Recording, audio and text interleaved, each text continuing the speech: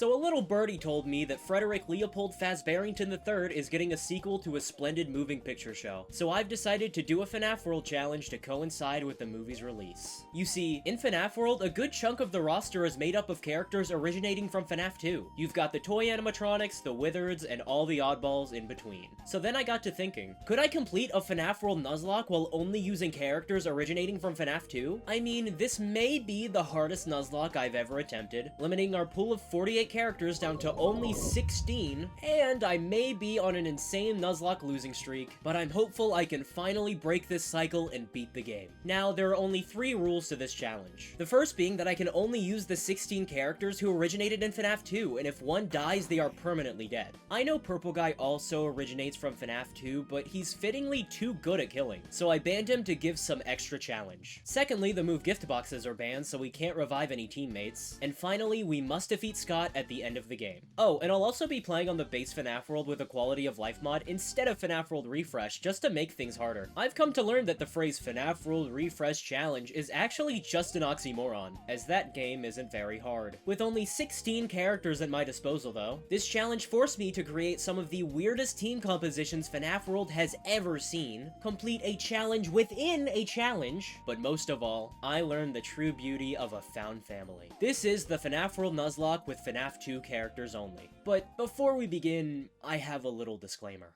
I am not doing this video because there is a FNaF 2 movie coming out on December 5th, and I'm a greedy dirtbag who wants money out of this. I would never make a video solely for the money, and Oh, who am I kidding? Let's go get that bag! Yeah!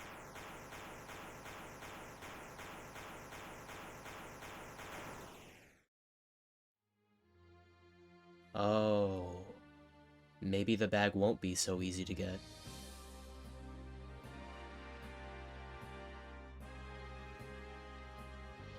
I won't sugarcoat it, my initial attempts at this Nuzlocke were just not good at all, and it's all because of what characters we have access to at the start. If we take a look at our 16 FNaF 2 characters, you'll notice that only 4 of them are within our starting party, so we'll begin the game with only half the starting cast at our disposal. Toy Freddy, Toy Bonnie, Toy Chica, and Mangle are all arguably some of the weaker characters in the starting cast anyways, so I didn't really have the firepower to swiftly take out any character encounters or bosses. Sure, we could maybe run into either Balloon Boy or JJ early on, but we aren't getting a full team of 8 anytime soon. To combat this issue, I decided to start every attempt by immediately making my way to Choppy's Woods and clipping into the glitch area to get the auto shield chip, just so we can preserve and protect the little characters we do have. The only problem is that the random encounters in this area can and will one-shot our party, so I needed to figure out whose life out of these 4 is the least valuable so I can use them as a meat shield to take all the hits. The quality of life mod allows me to make teams of less than 8, so I can stuff one character on team 1 to sacrifice and hide away everyone else safely on team 2. To figure out who this sacrifice would be, I needed to look at all 4 of these FNaF 2 characters and who voices their movie counterpart. We have Toy Freddy voiced by Kellen Goff, Toy Bonnie voiced by Matt Pat, Toy Chica voiced by Megan Fox, and Mangle voiced by...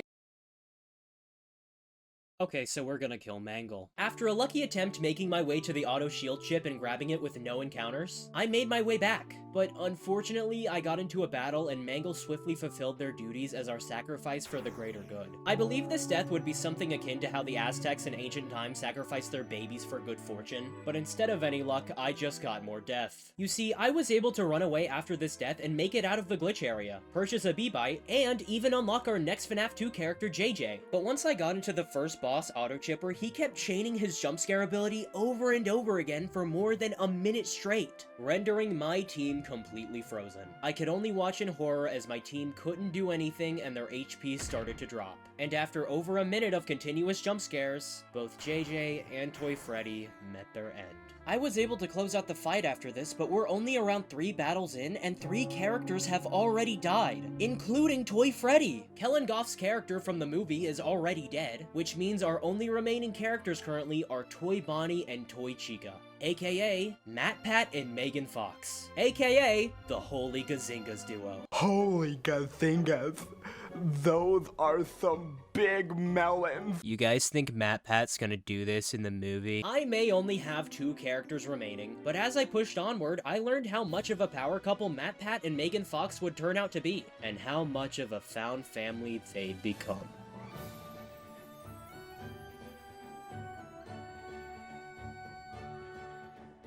After 3 characters immediately died within the first 5 minutes, I was thankful to encounter and get another FNaF 2 character to join the party, Balloon Boy. Unfortunately, without access to the Find Characters ship, BB really would be our only new team member for a long time, which meant for a good chunk of this playthrough, I was stuck with only the found family trio of husband MatPat, wifey Megan Fox, and adopted Shathid Balloon Boy. But if I'm being honest, I really don't think these two are fit to be parents. Last time I saw them, Megan was telling MatPat how he needed to watch his calories to stay in shape for his role in the movie, and MatPat responded with, "Don't you tell me how many calories I need, bitch!" Balloon Boy can't grow up in a home with his parents fighting like this. So for every like this video gets, they'll get 1 extra minute of couples therapy. Let's see how long we can force them in here for. Oh, and subscribe to the channel too. Okay, thanks, bye! Even with just these 3 characters though, I was still able to make some great progress in this challenge, as I was eventually able to make it to the boss Bouncer and Dusting Fields with a pretty cool trick up my sleeve. You see, Bouncer can use the move Snowball in his fight, which can drain your character's HP tremendously. However, by putting MatPat on Team 2, I could swap to him whenever I saw the move coming up so he could tank the hit, leaving only 1 character injured instead of all 3. With Bouncer defeated, this found family plowed through the next few areas. I got the Run Luck chip in Lilygear Lake, grabbed the Block Unscrew chip in the glitch area so I could never be insta-killed, and purchased a few new bites along the way. I was still pretty frustrated though, because after an hour of playtime, I still hadn't run into any new FNaF 2 characters. Unfortunately, I'm still stuck on the first level of Calculator, so I don't know my exact character unlock odds, but it was still pretty bad. To remedy this though, I eventually made it into Black Tomb Yard to fight Mad Endo and finally grabbed the Find Characters chip behind him. This boss was definitely scarier than those previously due to how hard Mad Endo can hit, but thanks to our auto shield defending us and our UFO bites dealing good damage, we were able to make it out with no characters lost, finally obtaining the Find Characters chip. Our found family of 3 would finally have more characters to accompany them, as I ended up unlocking the FNaF 2 characters Withered Freddy, Withered Foxy, and even Endo02. Withered Freddy will be vital to the team due to his attack debuffing move Gloom Song, and Endo02 is fantastic for damage with the move Endo Army. I also know a lot of people will want Withered Foxy to have a crazy run back, as I intentionally killed him last Nuzlocke because I don't like him. So for all the people still commenting justice for Withered Foxy, here is my public response. Do you regret what you did? Nah. Would you do it again? Sure, why not? Anyways, after getting 6 characters in the party, I made my way to fight the boss of the Pinwheel Circus, Brow Boy. I decided to put Withered Freddy on Team 2 because I didn't think I need to debuff Brow Boy's attack at all, and made my way into the battle. Wait, I actually like Gloom Song. Oh, whatever. I'm sure I'll live.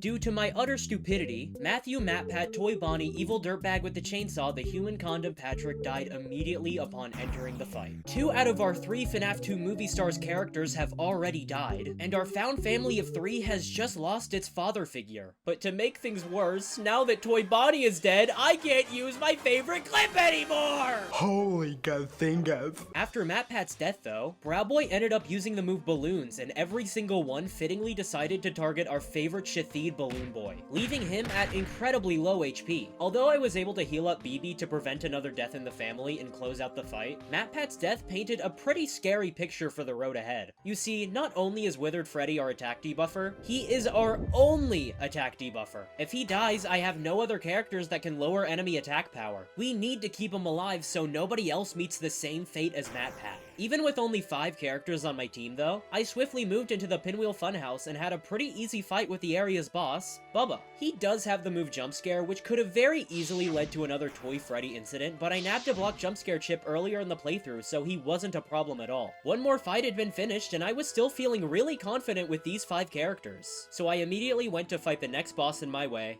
Pork Patch. I believe this one would go smoothly as well. I mean, Pork Patch has less health than Bubba, so he should die quicker. But even with this downside, he hits a lot harder. In just one attack, Balloon Boy went from 230 HP to 26. And just one hit later, Balloon Boy had been laid to rest. And with this death, our found family of 3 had just been numbered to its final member. Balloon Boy's death was a hard pill to swallow, but keep in mind, this still wasn't the end of the fight. Pork Patch still had half his HP bar remaining, and with 1 character down, it's only natural he'd set his eyes on a new target.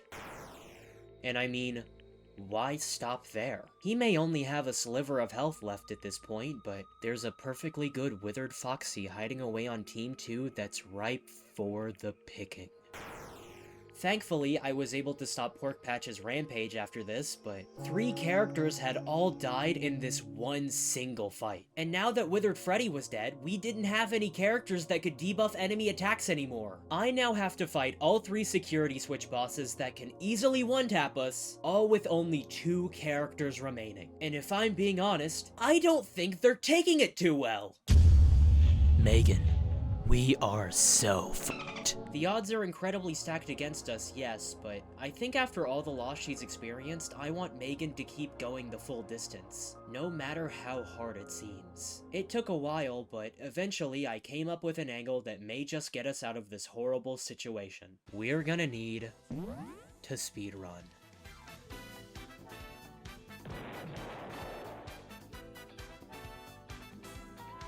In order to bounce back in this challenge and have a fighting chance, we'll need to switch up our strategy and speedrun through every single future boss. You see, since we have no attack debuffer at our disposal to prevent bosses from one-shotting us, we'll need to solely rely on the Curse Status chip. This chip debuffs every enemy's attack, defense, and speed at the start of every battle, but for only 45 seconds. This means we need to defeat every future boss within this 45-second time frame so this attack debuff doesn't wear off. We'll essentially need to embody our inner O'Hare and let it die as soon as possible. To enact this strategy though, we'll need a ton of firepower. So I grinded out a ton of fast tokens by using an AFK money strat to buy the strongest UFOs and boss trains money can buy, alongside the titanium endoskeleton upgrade and block 50 bite for defense. I've used this fast token grinding strat a ton before in other videos where you just reload the map over an infinitely spawning money chest, but I almost went another route entirely to get the money. This is because around this time, I got a sponsorship opportunity from Definitely Real Sabrina Carpenter on Twitter, who apparently decided to leave her music career behind to become a partnerships manager at Intel, and offered me a collaboration.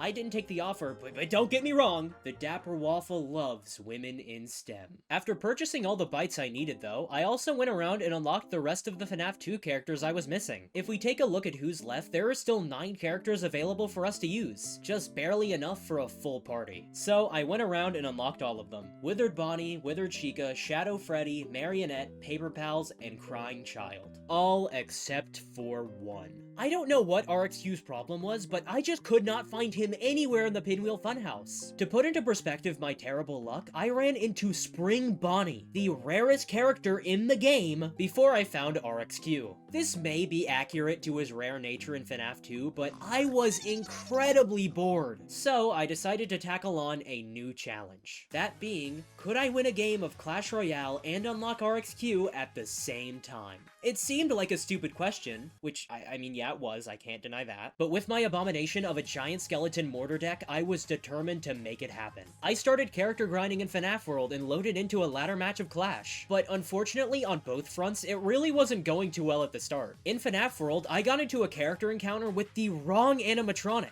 And in Clash Royale, I was so disoriented from 2 games at once, I was getting frustrated at my own cards. Okay, I got Nightmare. He has giant- oh my god, he has giant skeleton. Wait, no, I have giant skeleton. What am I saying? He has mortar! It also didn't help that I had my phone recorder icon covering my right lane, and I ended up disconnecting halfway into the match. What do you mean connection lost? But my luck started to change. On the FNaF World front, I finally got the RxQ character encounter, and in Clash, my giant skeleton's death bomb was barely in range of the enemy tower, taking it out and evening the game up. With RxQ unlocked on the FNaF World end, it was just up to me to win the game in overtime on Clash. My mortars were putting in good work, but I could barely see my right lane. The match was about to end in overtime, so whichever tower had more health would win the game, but my enemy had a really big push coming up. This was gonna be close. Oh my god! Oh my god! Oh my god! I won! Oh my god! Dude, I'm the greatest player to ever grace this game, okay? And with that, I had not only unlocked RxQ, which completed our FNaF 2 character roster and finished our preparations for the bosses ahead, but also won my game of Clash Royale. I literally disconnected halfway through the match and had something blocking the view of my right tower the entire game. I better see myself on the top of the power scaling wiki for this one by next week. And so, with Megan Fox and Endo02 at the helm of our new FNaF 2 family, finally, I was determined to sweep these security switch bosses and make it to Scott once and for all. With all the FNAF 2 characters unlocked, I set up my party to be Endo02, Toy Chica, RXQ, and Crying Child on Team 1, with Withered Bonnie, Paper Pals, Withered Chica, and Shadow Freddy on Team 2. Except, we may have one itsy-bitsy, teeny tiny little problem, and it's that I somehow forgot to equip Curse status. Now, I know what you're thinking. Can you stop f***ing around? Yeah, I really don't know how I forgot to use the one item this entire strategy revolves around, but I didn't actually equip it going into our first security switch boss fight with Snowcone. And due to this...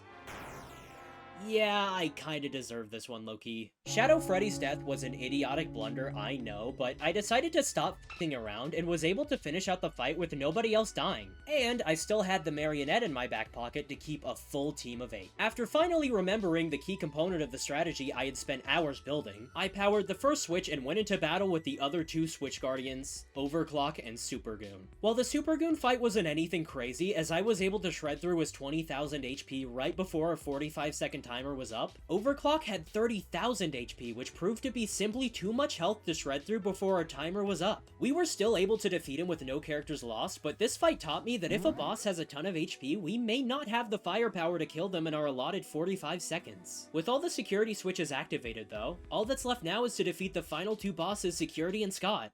But I realized, if I can't even kill a 30,000 HP boss like Overclock in 45 seconds, how am I going to kill two bosses back to back with 100,000 HP?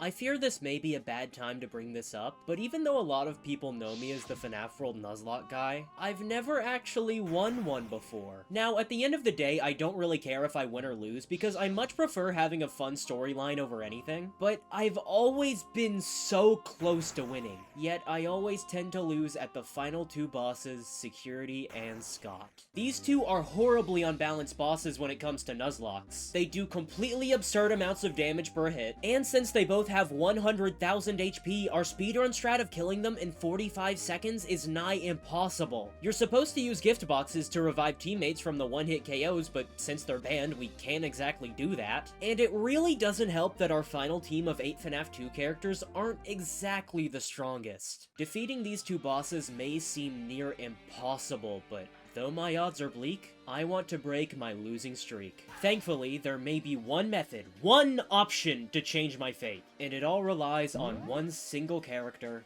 RXQ.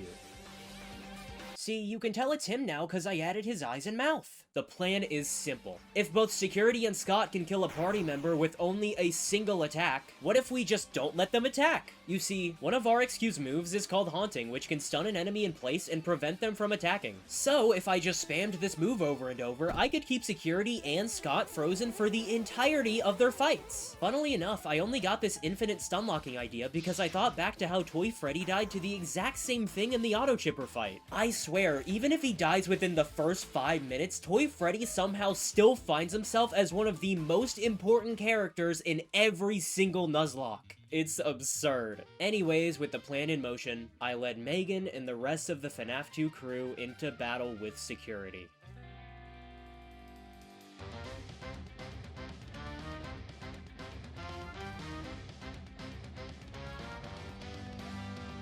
Initially, the fight went pretty well. Looking back, I don't know why Past TheDapperWaffle put on a defense bite for a boss that one-shots you no matter what, but oh, okay, whatever. You go, girl. I eventually got Security to about half health by chaining Haunting over and over, but he ended up breaking through on Team 2, and Withered Chica was his target of choice. After this, though, the fight seemed to be getting back on track. Except when Security reached less than 1/4 of his health, the game ended up skipping RXQ's turn, and this caused my chain of infinite stun locks to become broken. Due to this, when I was finally able to use the move again, right before it connected, Crying Child met his end.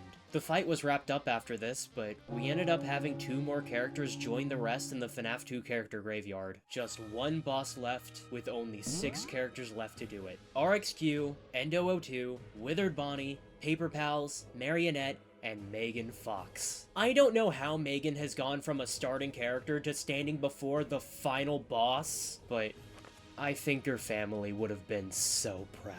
And yes, I'm gonna make you look at the photograph again so you can feel something! Into the Scott fight, I made a few preparations to have the best possible shot at breaking this Nuzlocke losing streak and finally getting a win. Firstly, I went ahead and played all the Halloween minigames to get all 8 Update 2 characters, alongside the final character I was missing from the initial roster, Fredbear. I would say I'm shocked he was the last one, but around the time of filming, Fredbear was getting manhandled into everyone's low-effort Hello Neighbor mod videos. He was simply too busy being part of the same punchline of he runs really fast, he catches me, I give over-exaggerated reaction, rinse and repeat this same bit for 30 minutes, and oh wow! I got 1 million views! Well, okay. It's either that or they'll do a freeze frame right before getting caught and display a random image on screen. And yet again, I got 1 million views! Okay. Hate boner aside, I ended up acquiring Fredbear and all the Halloween characters in order to unlock the secret fan bite. This little guy will help our damage out immensely as it fires out lasers for us that can crit for over 1,000 damage. Similarly to Endo02's Endo Army. With the fan acquired, all that was left was to figure out our strategy for the Scott fight with our remaining 6 characters. I decided that Team 1 would consist of Endo02 for Endo Army damage, RXQ for haunting stuns, and Paper Pals alongside Marionette to spam Prize Ball 2, with Megan and Withered Bonnie in our back pocket of Team 2. And so, with the team ready, I went into the Scott fight with one mission. Finally break the curse and win a Nuzlocke once and for all.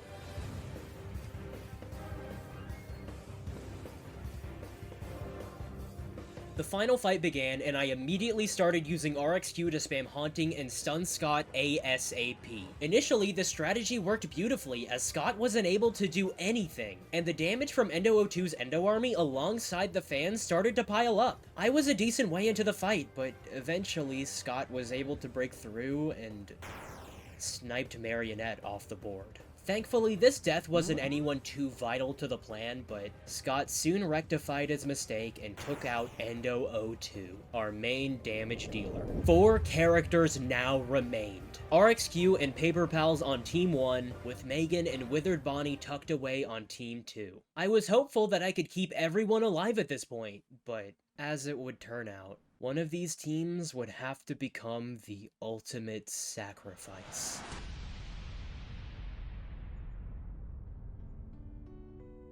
Somehow, a 4th wall had broken through RXQ's haunting chain, a move capable of wiping out an entire team in one hit. It was at this moment that I had to make the most heartbreaking decision I've ever had to do.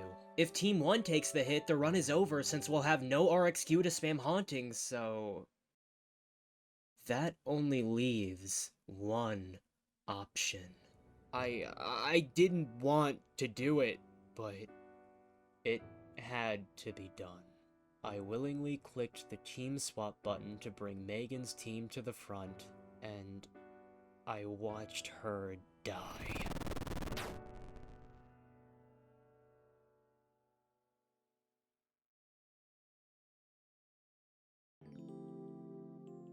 I really wanted her to win. More than anything, I wanted her to win. I may have also wanted Withered Bonnie to win, who was also with her, since he was the sole reason my FNaF World Worst Characters Nuzlocke made it as far as it did, but Megan had lost everything to make it this far. I had fought so hard to give her the victory she deserved, yet now I was forced to sign her death warrant and watch her die.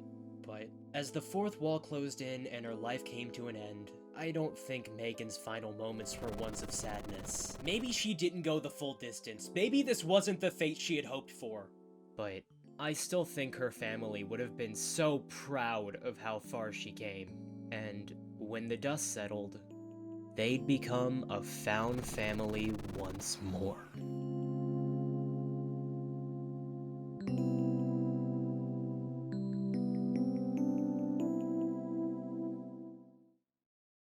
And with that, both Megan and Withered Bonnie had met their demise. 2 characters remain.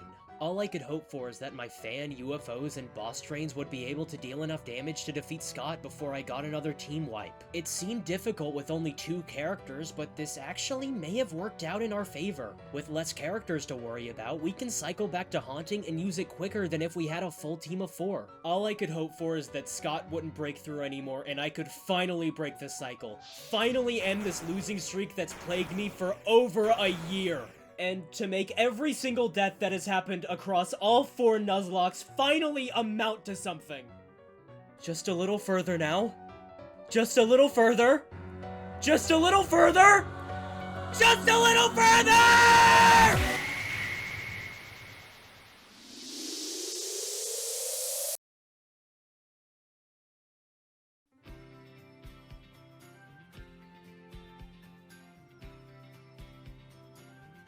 It's over. We won. We finally won.